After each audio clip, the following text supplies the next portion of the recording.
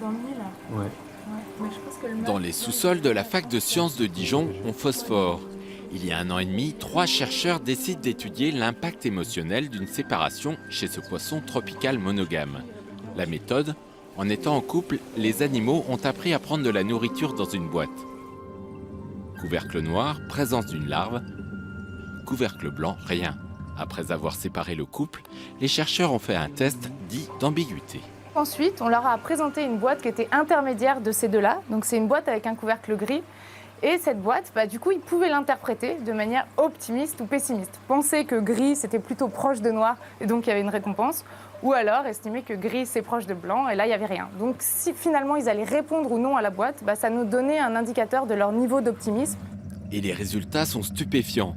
Séparé de sa partenaire, ce poisson devient pessimiste. Il met beaucoup plus de temps à ouvrir la boîte grise. Cette démonstration est une première.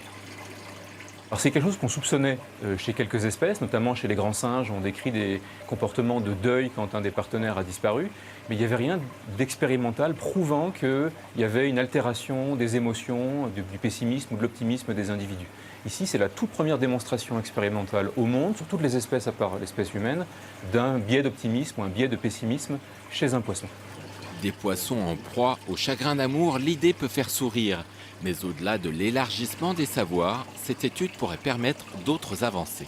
Ça va aussi avoir un côté appliqué dans le bien-être animal, dans la façon dont on va élever nos animaux aussi. S'ils ont des émotions, ça fait réfléchir aussi sur les conditions d'élevage. Ce qu'on montre ici au laboratoire depuis de nombreuses années, que ces poissons sont capables de comportements très fins, d'apprentissage, d'ajustement de leur comportement aux conditions écologiques, aux conditions environnementales.